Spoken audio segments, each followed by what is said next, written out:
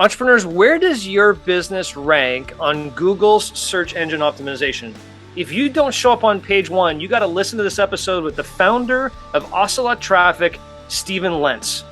Rich, I enjoyed this conversation specifically because Stephen is focused on his niche of creating content. And I love that he got to this business because he wanted to create a legacy. He really wanted to help others and impact lives. He's driven to make a difference, and he's found a way to do it with his current business, consulting on content. Yeah, and it's not just content, right? As we talked through this conversation, it's how content can really help your search engine optimization on Google specifically, more so than just editing your website every other day or improving different metrics on your website. So in this conversation, we learned about the 6 different ways they produce content, all the different places that they put it. A lot to learn here for entrepreneurs. Here's Stephen Lentz. It's where SEO meets PR.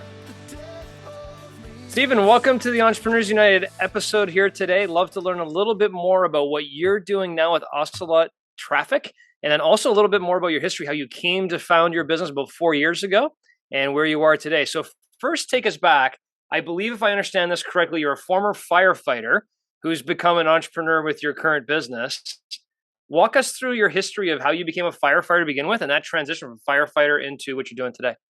Oh, thank you so much for having me first, John and Rich. I definitely appreciate that. And I don't know if you have video, but I mean, I'm wearing all the firefighter swag. We got my coat and hat on and everything, but it's a little chilly in the house. But no, my path to entrepreneurship is like the path of entrepreneurship. If you ever see those graphs, it's like all, up and downs, and it's the same way. So when I first got into firefighting, I was like, I'm going to be a firefighter forever. Like, this is my dream. I'm going to help people. Like, this is great. And it took me 3 years of hard work. I slept on this sidewalk literally for an application for a department one time, like everything I could do to get this dream job. And I got it, after a while, obviously. And a year and a half in, I was let go with another guy because they ran out of money. I was like, this is crazy.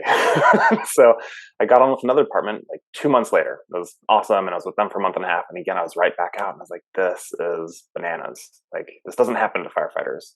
And it really destroyed my idea of this government job that was going to give me a lifestyle of security. Right. And I was like, I need to take matters in my own hands. When I first got in, I was single, just about to get married. And at this point, I've got a wife and a kid. I said, I'm either going to be the victim or I'm going to take care of my family, and I'm not going to be a victim.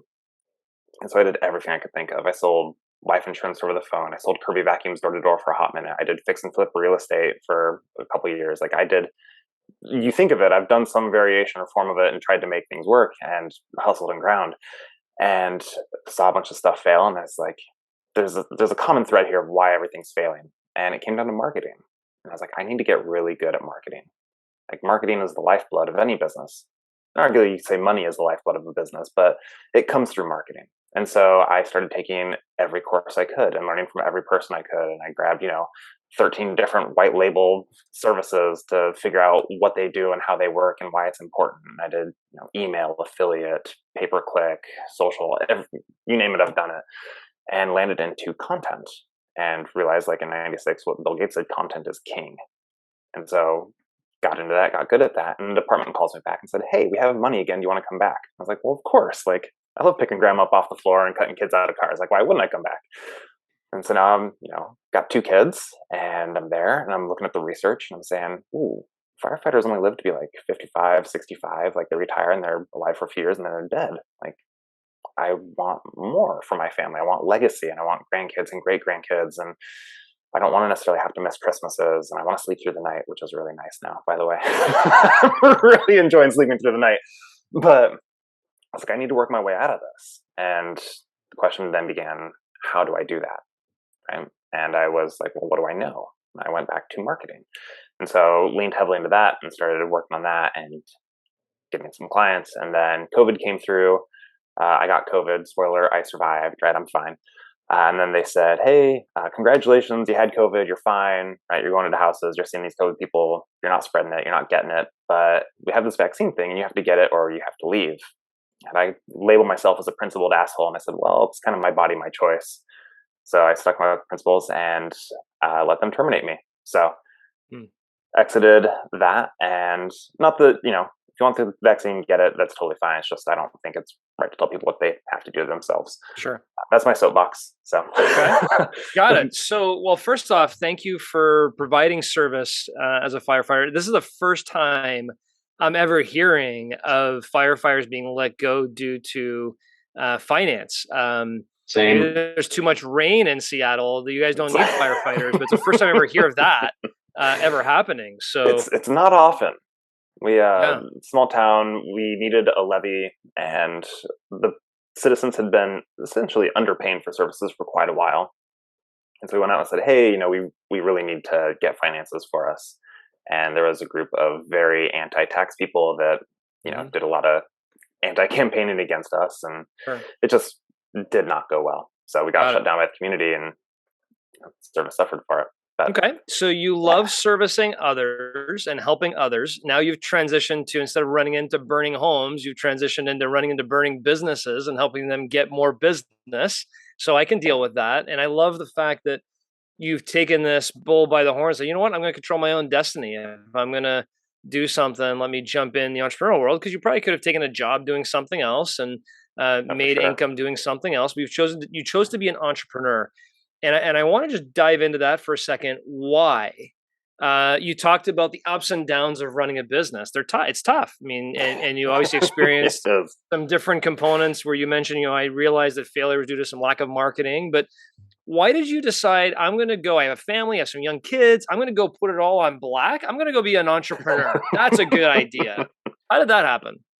It was through those really crappy jobs in that time when I got let go. And I was like, I hate what I'm doing and I'm hating life, and it's bleeding over to my personal life and with my family. And it's like, I love helping people and I love doing things for them and seeing things do. But I worked as a barista and figured out that you pretty much train a chimp to do what I was doing, right? Like Mhm.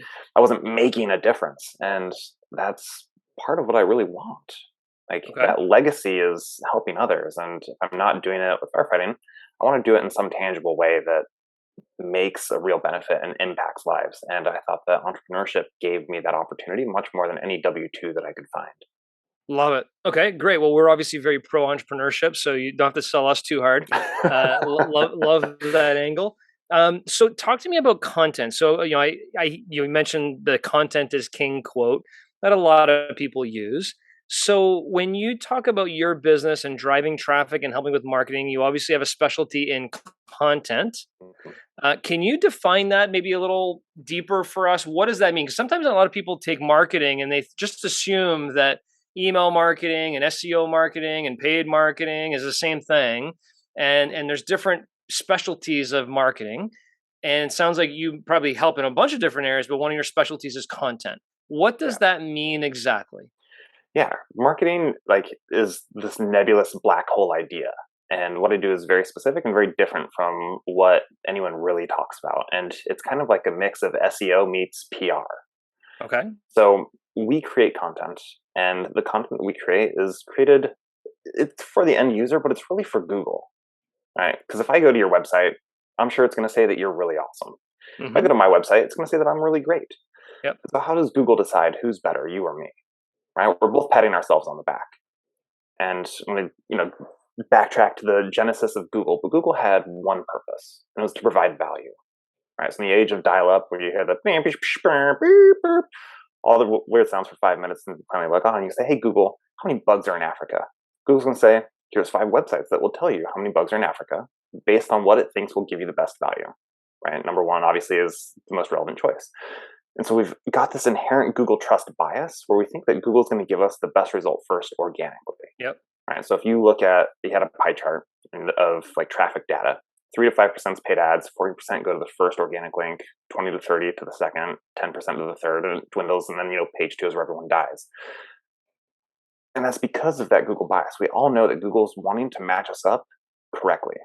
But the question is, how does Google do that? Right? Again, it used to be that we could pat ourselves on the back and kind of like trick the algorithm, push a bunch of backlinks or do some metadata stuff. But Google's gotten really smart, and it doesn't want us to figure out how to game the system. Right? And so we've seen this shift from I do good things on my website and you rank me to I need social proof. So you have your reviews, your Google star reviews. You have where are other people talking about you, right? As seen on Forbes, Entrepreneur, Yahoo.com, Bloomberg, right? I think it was not even 10 years ago, Bloomberg was selling an article on their site for 100 grand. Hmm. You could pay Bloomberg 100 grand to get an article, or 125 for them to write that article for you to put on the site. I think that is the power of social presence, of leveraging other people.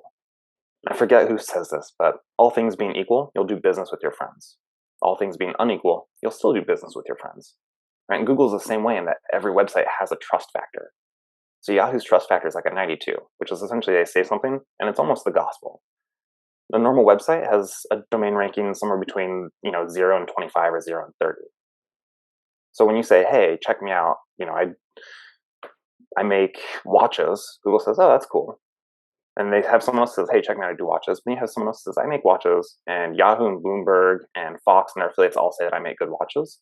Who do you think is going to rank better when Google says, who answers this question? Gotcha. Yeah, and that's exactly it. So Google's taken on this very human, element of social proof, essentially. It's the first time I hear of social proof, Rich. Have you ever heard of that before?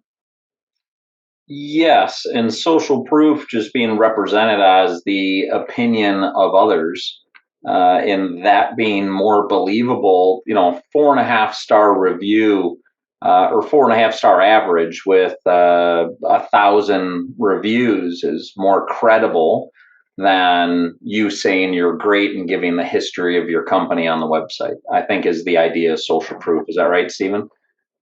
Absolutely. So Google tracks everything, right? Like we all know this. We don't want to really admit it, but we know that Google tracks everything. And so where I sit is with visibility, right? Who can I make talk about you? So we create news articles, press releases, blog posts, infographics, video, audio, slideshows, and we distribute those to hundreds of different websites and different media sites. Because the more people you talk about, hey, check out Steven, he makes great watches, right? Google's going to equate that to that social proof. And so you have that visibility, but then you also have traffic, right? So Google says, how many people are clicking on your website? Tracks this. It says, how does that traffic respond to your site? Does it scream through it? Is it a bot? Is it a person who's consuming the content? Are they clicking on the other tabs? If you have Google Analytics, you'll be able to see the data of like, hey, people are spending time here. People are not spending time here. They're bouncing, whatever. Google tracks that and says, hey, there's value here for the people who are staying. Right? It goes into phones. If you have a phone that's connected to your website and Google My Business or now Google Business Profile, and people call that, Google tracks that and says, hey, people are getting value from this. Right? It's another stamp of approval. If you have a physical location, we all have GPS. We don't want to admit that we're being tracked, but we are. Google says, hey, they're all going to Steven's dog groomers. Right? This is a valuable business.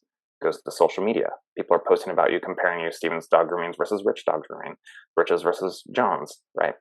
As you have those mentions, Google says, oh, this makes sense. Checkbox. And then the same thing goes back to Google brand searches, right? Stevens versus John's, Stevens in Utica, New York, wherever it is.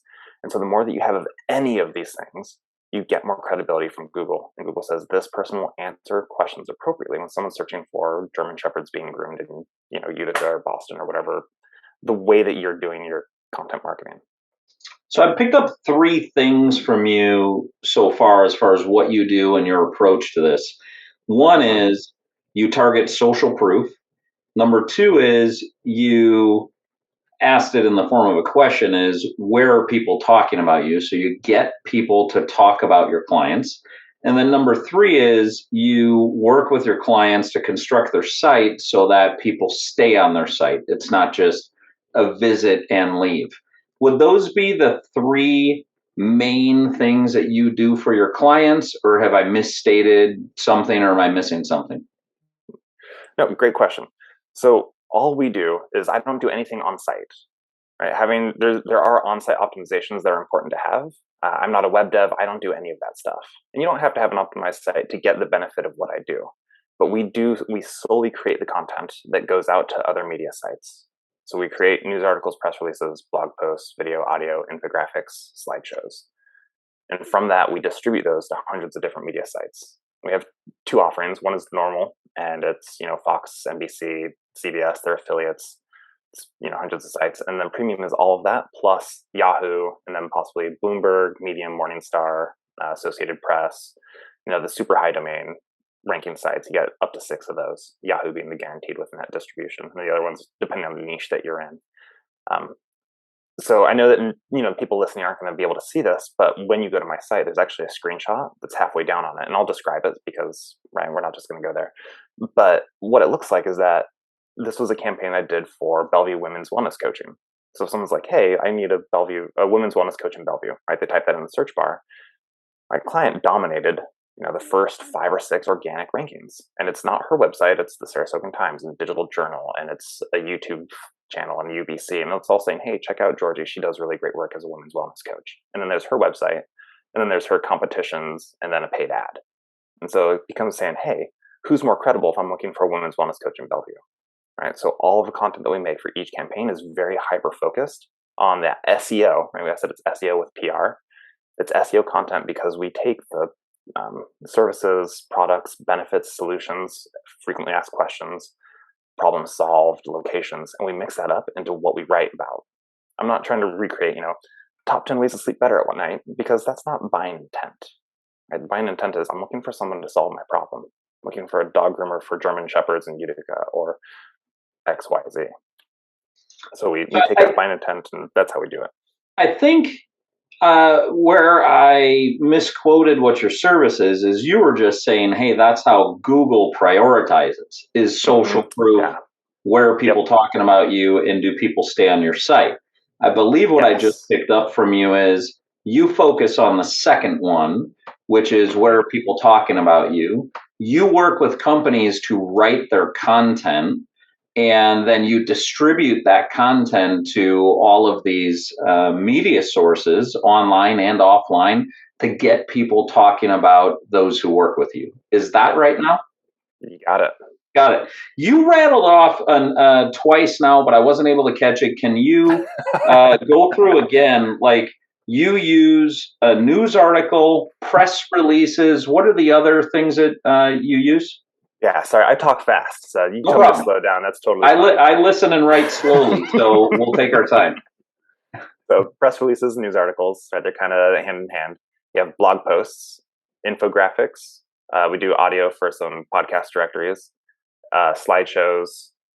I think it went out of order, and video for like UBC, Vimeo, YouTube. Should be like 6 different ones, 7. Yep. The last infographic slideshows, and I'm sorry, what was the last one there? Yeah, press release, video. Thank you. I say it differently every time, that I forget when I miss. No problem. True or false? What you do for companies, they could do themselves if they knew how to do it and wanted to put in the time. Yeah, absolutely. I think you could say that with anything. Like, I could make my own watch if I knew how to do it and put in the time. Sure. Yeah, I'm not going to learn how to make a watch, though. So why don't companies do it for themselves? Why doesn't the average company just hire somebody who's in-house who does it for themselves versus hiring you as kind of a fractional marketing person because you work with multiple companies? Why don't they do it for themselves? It's very difficult, and it's expensive, and it takes a lot of time. Content marketing is not like pay-per-click ads where you can, put it up in 30 minutes and you can start running traffic and seeing conversions. Like, content marketing is a long-term strategy. And so to dedicate a team, like, you need a team to actually pull this off, because you're making 6 different mediums of content.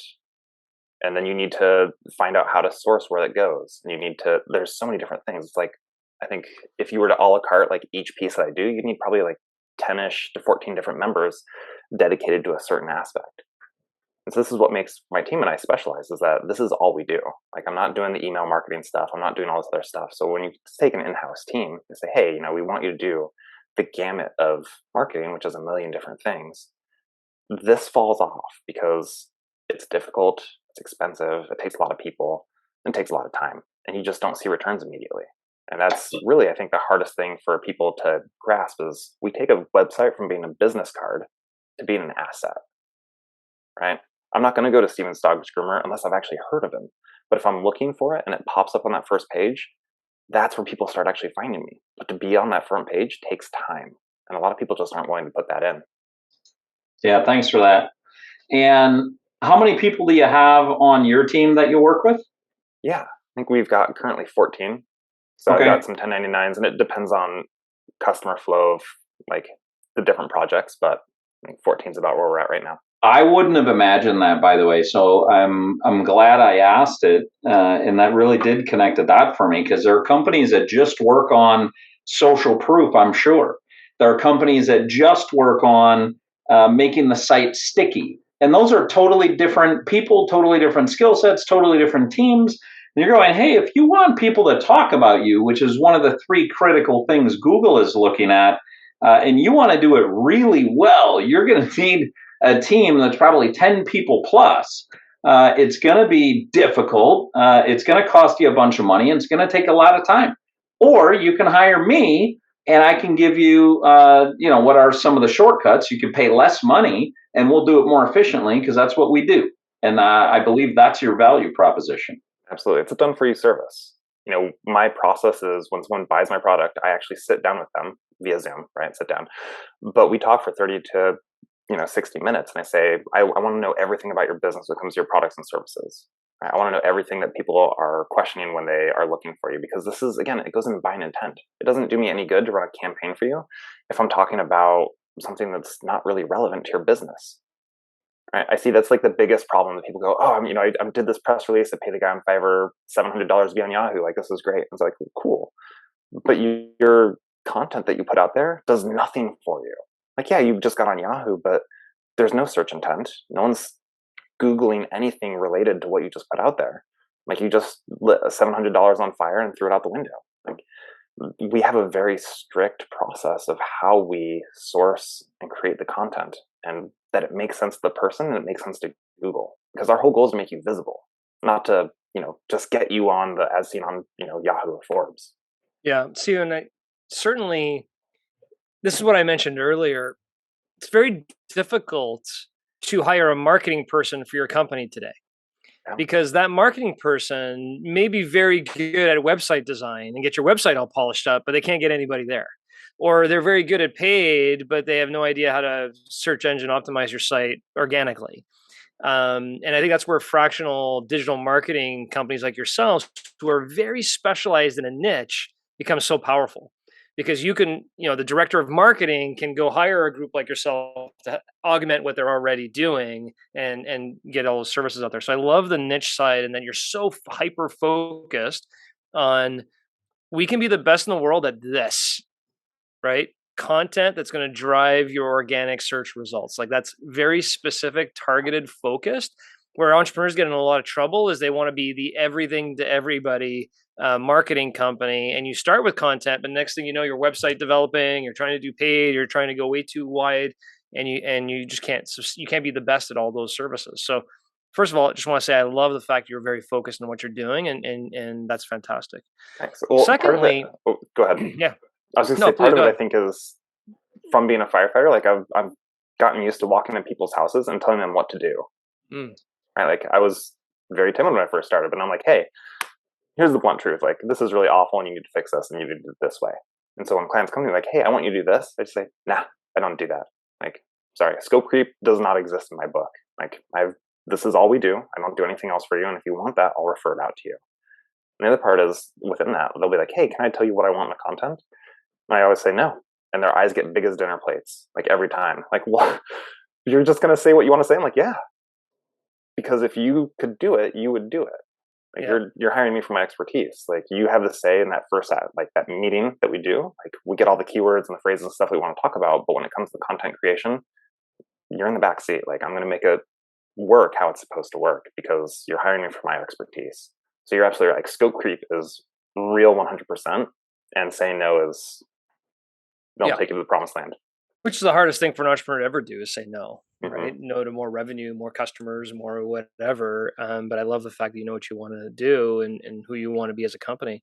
You had mentioned earlier, SEO meets PR is kind of where you exist. And I think that when I hear SEO, what I hear, maybe it's incorrect. It probably is incorrect, because search engine optimization is search engine optimization, however you do it. But I hear about meta words and keywords and descriptions and how many pages you have on your website that are refreshed every day. Things. I hear that kind of words in my head, and you're giving me a whole different dimension of this, which is you can do all that, but content PR that creates more social proof will help you grow your search engine optimization rankings, if you will, better than fiddling around with your website every 2 days. Is that Way correct? faster. Okay. Absolutely. That's So something I did not know at all. yeah. So that So screenshot that I mentioned on the website was yeah, 2 days after distribution hit. yeah. So she went from being invisible to being all the way on the front page there. That's how fast the content Please works. tell our audience, what is your website that has a screenshot? Yeah, it's Ocelot, Ocelot, Traffic, Traffic. So there's two T's next to each other, right? OcelotTraffic.com. Okay, Just awesome. halfway down that first page. So we'll go take a look at that. One of the things that I guess I'm curious about, you mentioned earlier, look, I got a package that goes to these sites, and then I got Mhm. a advanced package that also adds these sites. If I'm an entrepreneur listening to this, I'm going, I want to give this a shot. Is it campaign based? Like, okay, I want you to do one content campaign for me. You talk to me for 30 to 60 minutes, you figure out what it is, and it's a project based cost. You go do it. And then we go back and go, look, you can't just do one of these. You got to do more of these. And then we decide to do another one. And it's on a project base that you're getting retained. Yeah, it's a great question. So we have the two options, and there's no contract, right? People can be like, hey, this is just not working out, and it's totally fine. Like, I want people to work with me because they want to work with me, Sure. not because you're locked in. Like, I don't believe in hostage situations. Sure. But yeah, it's per campaign. And so you decide how aggressive you want to be. Do you want slow growth over time? You'll do one campaign a month, right? And we'll drop every month. We'll write about new content, and over time, you'll see your rankings grow. Do you want to be semi-aggressive? Maybe you'll do bi-weekly. Do you have a lot of money? You want to make a big splash and start gaining a lot of ground quickly? You'll do once a week. So it's a pick and choose. And, Yahoo, Bloomberg, they have higher standards, which is why they have a higher domain rating. So there's a little bit more that's in depth there. Like, I have to get a letter of authorization from a business owner or company or their media management people. I need to get a copy of their business inclusion documents or incorporation documents for them so they can vet and be like, hey, this is a legitimate business. Right? So there's other things that go into that more premium aspect, which is why it has more weight. But when you want speed, like, there's just no comparing, Yahoo to Fox or CBS or CNN or anyone like that. It's just, but yeah, it's each campaign is its own separate standalone. It's a monthly basis. Okay, so pick your offering. You want 4 times a month? You want 1 time a month? You want once every quarter? Whatever you pick, but it's on a project basis. And when we talk about this content, is it when you talk about the 6 different ways, right? The news article, the blog, the infographic, the audio, the slideshows, the video. Is it basically 6 forms of different content generation of the same topic? So, lack of a better example, you're doing a story about my dog shelter, and the same story you're just going to produce in 6 different ways for that exact same story, right? Yep, absolutely. And is this, when you put it on Yahoo or Bloomberg, is it one that when that story goes out, let's just say it's a news article for this point, if I'm a daily Yahoo user, I'm now seeing that in my news feed, or is it kind of in the background of Yahoo, just kind of vetted by Yahoo? Yeah, it's actually posted on Yahoo's site. Okay. Like, it's a legitimate story, just like as if I bought an article from the New York Times and said, hey, put me on A7 or whatever it is, and that's where I'd be. Got it. So it's a legitimate article, and then I'm assuming that some articles you've done have been picked up by a bunch of people and gets promoted even more and more and more, and some, I don't know, for whatever reason, doesn't hit the audience and doesn't really get a big response in terms of readership or viewership. Is that fair? Yeah, absolutely. So it's written by people for people, but really it's written, like, the real reason it's written is for Google, right? My goal is that when someone types in how to XYZ or how to find, tankless hot water repair in, Pflugerville, Texas, that my client comes up because we wrote about, hot water tankless repair and replacement in, Pflugerville, Texas for, security reasons or whatever it is. Yep. And there's 15 different types of content about that says, hey, check out, S&B Plumbing. They do great work in these 4 cities, blah, blah, blah. So someone says, hey, my hot water here went out. I need someone to replace it immediately. This is where I live. Google says, I know exactly who to rank. Gotcha. So the purpose of the content isn't so that the daily occasional Yahoo user is landing on this when they go visit their Yahoo news feed. it's ultimately all for Google search. And when Google searches for it, they find it because of the credibility Yahoo has on the social proof. Exactly. And that's why I say it's SEO meets PR. Yep. Because we write it for that SEO, that search engine optimization. And you're absolutely right. Like, SEO is a bad word now and everyone thinks it's on-site stuff, but it just means that you rank better. So it's getting your rankings up through PR. Got it. So if, back to the case study, I want to, get your best case study out there. I mean, it's basically on your website with the proof, right? Of here's somebody beforehand, here's somebody after. Is that what you're talking about in terms of your website and the proof that you have on there? Yeah. I mean, we've had, every different niche from soundproofing to, doctors and surgeons to e-com. I've done, soap, bar soap, but it all works the same, regardless of niche, regardless of industry. Like, you take. And when you say it's a long-term game, I completely get it. It's a long-term strategy. How long-term is it before you feel, if you go to the max level of Yahoo and Bloomberg and all the top ones, what frequency do you think you need to have hit? Not necessarily in a time period, but how often do you feel you need to get going before you start seeing the results of, I was never on the first page and now we're there? What do you typically find from an average result? That's a great question. It really depends on the competition in your niche. Okay. Right? Women's wellness coaching isn't super, super competitive. So that was a normal campaign that got my client ranked completely on the first page, just dominated it within 48 hours of distribution in one campaign. Okay. When you go into plumbers, right, it's much more competitive, or lawyers, it's the same thing. They're very competitive niches. And it might take 2 campaigns to get hot water tankless, repair and replacement for that one. Generally, we see a return on investment somewhere between month 6 and 8. Right? Because every campaign is very, very focused. So it's hot water tanks, for 1 month. The next month might be hydrojetting. The next month might be sewer repair. But it's content, so it stays, right? So you're stacking that visibility and that organic search. And as you continuously put more nets on the water, eventually you'll catch more and more fish. Right? You're just stacking up those keywords to get that basis back. Love it. For our entrepreneur listeners who may not use you, I'd love for them to still walk away with something actionable, that is some of your wisdom that you use typically for your clients. What would that be when it comes to content creation? If you were going to go, you're going to instruct now a company to do something typically one of your 14 people does. What are some of the standards of content development you require your 14 people to do that our entrepreneur listeners may be able to use? I love that question. I'm starting up a new program for teaching in-house marketing teams how to market better. We cover a bunch of different topics, but one of them is that content, right? To do that better for yourself. And eventually be like, oh my gosh, this is too much. I should hire you anyway. Like, yeah, you should. But the advice that I give them is, and I dropped it earlier a couple times, I think, but the way that we source how we talk, right? From that buying intent from a client. Stop making the top 10 ways to sleep better at night and start talking about, you do wellness coaching in this location to solve these problems, to give these benefits, right? How does your client interact with your product or service? What are they looking for? Or where are they, right? Are you selling tchotchkes and birdhouses? Go to Facebook and do some Facebook stuff. Are you a lawyer? Get off of Facebook and go to Google, right? If my kid got bit by a dog, I'm not going on Facebook and being like, man, I hope I see an ad for a dog bite lawyer, right? I'm going to Google and saying, hey, how do I sue my neighbor for biting my kid?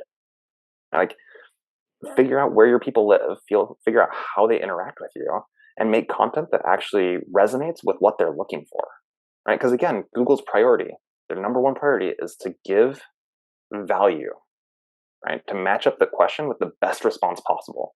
So as specific as you can be, you're going to get way better results. I think one of the things you said earlier was something to the extent of solving a problem that they have.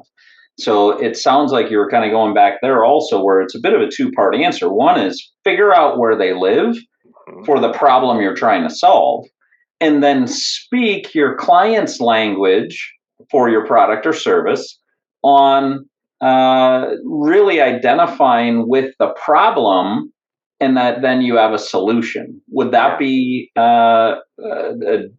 just recap on the voice you'd recommend? Yeah, absolutely. And to take it one step further for that like actionable piece, because again, like not everyone's gonna be like, oh, this makes sense to me, or I can do this. Because when it comes to talking about ourselves, generally the human populace is very bad at it.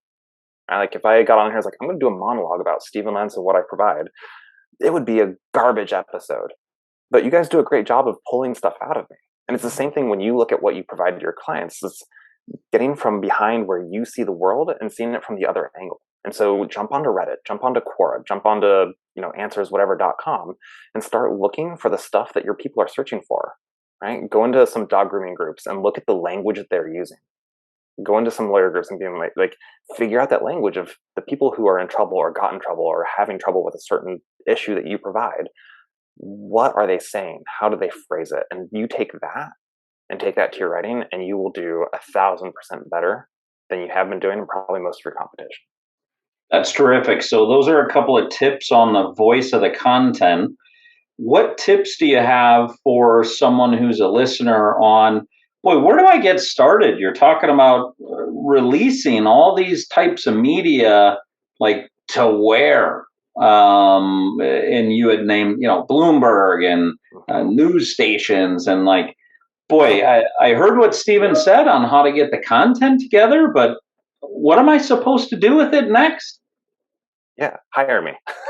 It's the short answer. Right? Again, like trying to a la carte what I do is really expensive. And Gary Vee is a phenomenal person. I love Gary Vee. I'm sure that you're familiar with him, and most of the world is. And he says you should be putting out 60 pieces of content a day. And he dropped some like ebook thing that's like, this is how you repurpose a piece of content 50 different ways when you make it. And like if you're in that spot where you can't afford to hire someone to do it, you need to figure out the most efficient way for what you're doing. Right? To piecemeal be like, oh, he said I should be on all these different websites and do this stuff. Like, it's not practical. Right? I'm definitely not in the method of being like, hey, you should do this 100% all the way, even if you can't afford it. Like, that's not the right thing to do. Figure out what works for you and your business, where you're at. Like, if you're not the part where you can spend $5,000 for a premium distribution, don't do it. Right? Figure out you got to go beat the streets, and you need to put up your flyers, and you need to network, and you need to get on Facebook and make your group, and you need to spend the time instead of the money because you don't have money. Right? Do what is within your capabilities. It doesn't make sense to pay someone $700 for an article on Yahoo. It doesn't. You don't get the bang for your buck for that one piece of content from that one spot. That's why we do hundreds of sites. I don't a la carte. I won't allow it, and it's a hard no for me because you just don't get the return. That's great. Advice. Yeah, thank you so much. And thanks for sharing what you do. And thanks again for your service as a firefighter. And this is a great episode. No, pleasure's all mine. Thanks so much for having me, guys. I absolutely appreciate it. Thanks, Steven. Appreciate it. Please stick around for a few more minutes while Rich and I break down this episode. Rich, I know that when I mentioned, do you know what social proof is? This is the first time I really heard of it. I understand that there's social proof on Instagram. You get a blue check mark if you're socially accepted and people know who you are. It's really your profile. I understand what that is. But in terms of SEO, it definitely was news to me that you would get a better uplift on your search engine search results on Google specifically by investing more in content to create social proof on the internet than you would by putting keywords on your website and different things I'd heard before on the things you need to do on your website daily, weekly, monthly to get higher search engine optimization. So had you heard that before? Because that was news to me. That's one of the biggest learnings I'm taking away from this conversation. And I think I misquoted when we were on with him what social proof was, because I really reiterated that as reviews. And while that's an element of social proof, I'm with you. I got educated today on social proof is also people are talking about that company and that service. People are staying on the website. It's interesting enough not just to go there, but to stay there. Those are all elements of social proof. And then specifically, I thought it was really neat, the quote I grabbed in that, which was, the content is created for Google. Yeah. That's interesting. Never thought of that. Like, you're actually writing the content for Google to be able to pick it up. Not that you're not writing it so it doesn't read well to your potential customer, but you're writing it for Google. What a unique lens. Yeah. And he even took it a step further on social proof, right? It's when you put an address into your GPS, Google tracks that and goes, oh, I guess more people are going here. It's everything. It's everything that their algorithm. One question I didn't ask that I wish I would have asked is there a way to measure social proof? So abc.com, is there a tool, an algorithm, anything that can tell me you're scoring 25 out of 100 on your social proof versus the customers that he's using? He can put their website in a pro and go, look, you're at 65 out of 100 because we did all these things. So can you measure the progress of a company by the content you're creating to create social proof? I feel like there's an easy answer to that. I'm not even the expert at this, and I got an answer to that. Are you ready? Yeah. Of course there's a way to measure it. Where you're ranking on Google. Google measures social proof, which is what we just learned from Stephen. And if you're ranking on page number 5, then apparently your measurement isn't great or as good as ranking on page number 1. Yeah, that's a good point. I mean, certainly if you look at one dimension. So in other words, I put in this keyword, which page do I land on? And the next week or the next month, I put in this keyword. Did I move up or not based on creating content? But there could be, 100 different keywords someone could use to search for your business. So I was wondering if there's a macro way to kind of just look at, hey, is your company doing enough? But I think your point is more accurate, which is, well, social proof is going to be relevant to what your keyword is. Do you have social proof in this particular, keywords or search, words or whatever it may be? So you're right. And I think that would be one way if I was a business investing in Ocelot's system and traffic and content creation would be, here are the things we're looking for, and to measure it on a week-to-week basis, go to page 5, page 3, page 2, first page, which to your point, I'm sure Steven's doing that for his clients. So well, by the way, I've never looked at it like that. I answered that way a little bit of tongue in cheek, but then as I was just hearing your response, I mean, that's a way to look at it. Who wants to be graded as a 91 out of 100 on social proof, but you come up on page 3 of Google? Yeah. There's no value to getting your 91.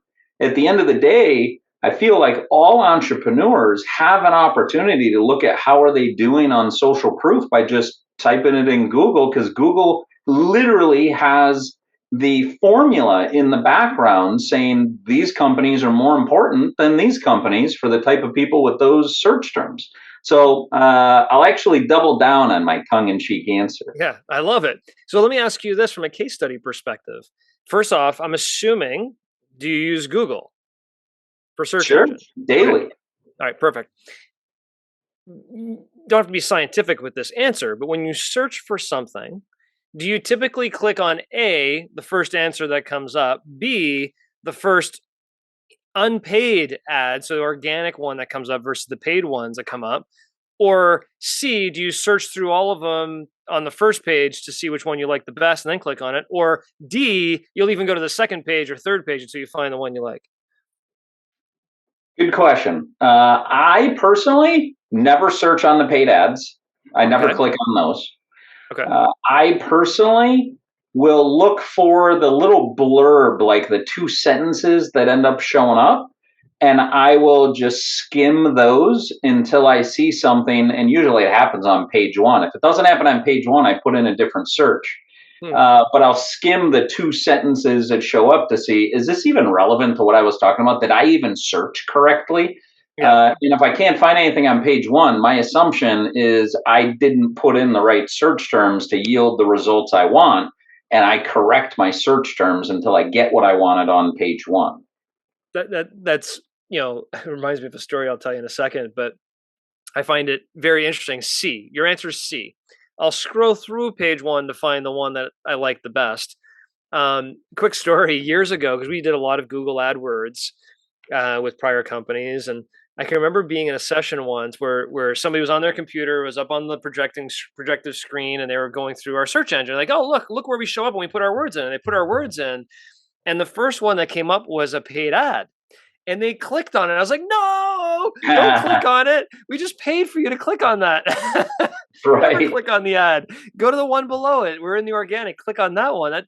Basically, we were paying Google, and then we were testing it and clicking on our own ads and paying the 50 cents or $1, whatever it was. But, funny story, which is I think a lot of people have been trained now to know okay, this is here because they're paying for it. Sometimes it's relevant, sometimes not even relevant. Right. So my answer to that would be I would go to the first organic result, first few that look. Very rarely do I scroll all the way down to the bottom of the page. To your point, if I do get to the bottom of the page, I'm questioning, how did I search for this? Now, if I know I'm looking for something particularly ornate, I forget what it even was, but it was either yesterday or early today, I can't remember, that I searched for something that was pretty out of the box. Oh, you know what I was searching for is how often a triathlete should do an event. Like, what's the frequent? Should they do it every other week? Every week? Like, what's the correct? And I didn't know how to search for that, so I ended up getting to page 3 or 4 because I assumed, like, I think I asked this the best way possible. But as a standard, I'd say, yeah, 98% of the time I do a search, I'm a page 1 only guy. Yeah, love it. The other piece that struck me in this conversation, Rich, was how does the client interact with your product or service? Look at it from their angle, see how they talk about it. And when you do create content, put it in that language that they're using. And if I took that a step further, what I find a lot of companies do that do create content is they'll create the press release or the news article. Period. End of story. Create the new, they don't create the video, the slideshows, the audio, the infographic, or the blog to go along with it. They'll create one piece of content. And that's the one thing that I like from Steven's angle is, look, I'm going to create one subject of content, but I'm going to create it 6 different ways and then get it out to hundreds of different platforms, to your point, all for the purposes of controlling, or manipulating the Google bias. Yeah, that sounds really smart. And last thing I'll mention is I really liked his take when I asked him about the voice of how to write content, is the trying to solve a problem that the customer has. It was interesting. I was just in a strategic meeting last week, and we were talking about a little too often we just ask our franchise body for what's needed to be able to help them. We just ask for it versus telling them, hey, if you have this problem, we're going to be able to help you with it. And you are an opt-in person to sending us whatever it is we're asking for. Just, how sometimes you hear things and they resonate with, like, oh, that actually connects with something I did last week. And that really connected with me. It's something I've said before. I probably said on the podcast 5 times before, but it's just really resonating with me on when we want to market anything to people, or whenever we're asking for something of our team, we've got to be asking for it in a way where we talk about the why. And the why is solving a problem they have, not a problem we have as the asker, but a problem they have.